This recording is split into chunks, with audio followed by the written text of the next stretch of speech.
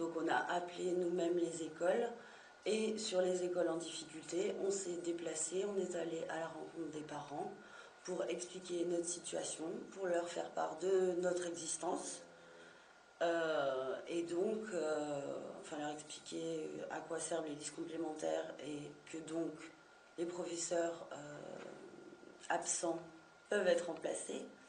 Et donc on leur a distribué des tracts et puis fait en sorte qu'ils appellent au rectorat, leur donner la démarche à suivre pour réclamer un remplaçant auprès du recteur.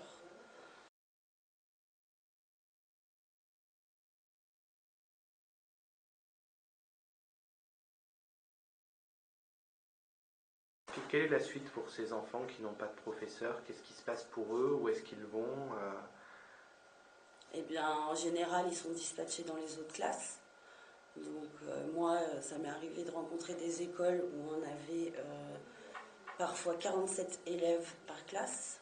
J'ai rencontré des écoles dans ce cas-là, où ça tourne des fois aussi autour de 40, enfin voilà. Sachant que cette situation peut pourrir, entre guillemets, une semaine, 2 semaines. Enfin voilà, quand c'est de plus, quand c'est en maternelle, c'est soi-disant moins urgent, entre guillemets. Donc il y a parfois des parents aussi qui n'emmènent pas les enfants à l'école.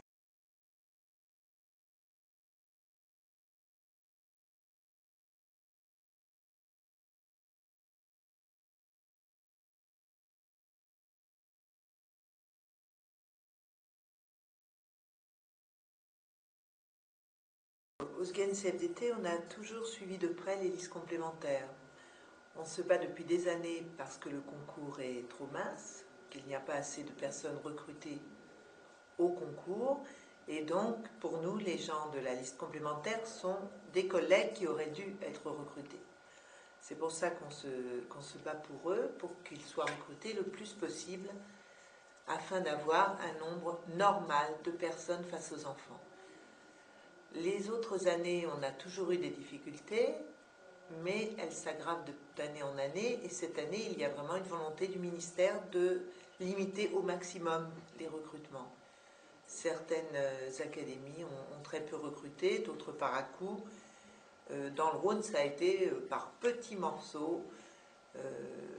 Dans l'Ain et la Loire aussi, plusieurs petits recrutements. Ils sont tout à fait insuffisants. Donc ça donne des gros problèmes de remplacement dans les établissements avec les collègues fatigués qui gèrent les enfants des collègues malades. Donc ce système ne peut pas donner des conditions idéales d'enseignement.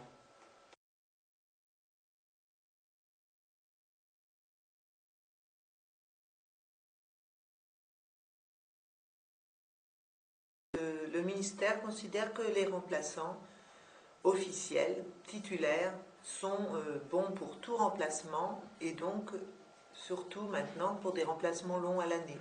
Donc on les met pour des remplacements, y compris de congés de maternité, même si au départ ils étaient prévus pour la formation continue ou pour toute autre catégorie. Donc c'est vrai qu'on a une perte de qualité du remplacement. Et pour les personnes aussi qui ont choisi ces postes de remplaçants, des métiers de plus en plus ingrats, parce qu'au début, ils étaient sur des missions précises, ils savaient où ils allaient. Maintenant, ils ne peuvent jamais savoir s'ils ne vont pas être affectés à l'année quelque part, alors qu'eux avaient plutôt choisi de remplacer sur des périodes courtes, par exemple, des personnels qui partaient en formation. Le contrat n'est plus clair, le contrat n'est plus précis, et les personnels doivent s'adapter péniblement à des situations qu'on leur impose.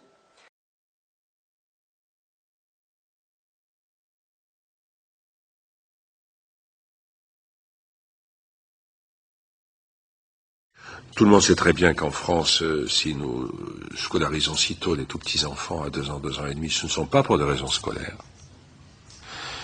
Parce que ça arrange les communes, les maires, parce que ceux qui n'ont pas ça empêche de fermer des classes.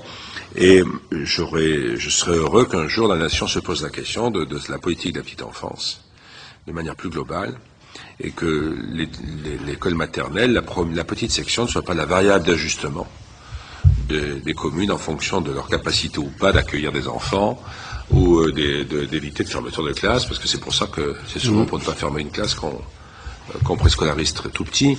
Est-ce qu'il est vraiment logique, alors que nous sommes si soucieux de la bonne utilisation des crédits délégués par l'État, que nous fassions passer des concours Bac plus 5 à des personnes dont la fonction va être essentiellement de faire des siestes à des enfants ou de leur changer des couches? Je me pose la question, ces personnes ayant la même compétence que si elles étaient par exemple institutrices en CM2.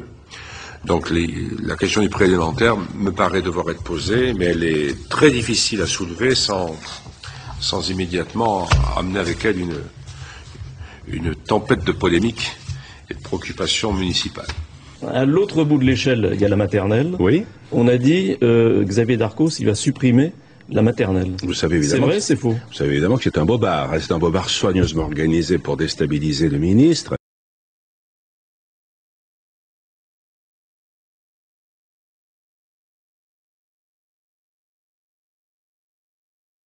Alors, sur les questions budgétaires, on ne peut pas non plus demander à l'État de toujours dépenser plus. Bon, certes.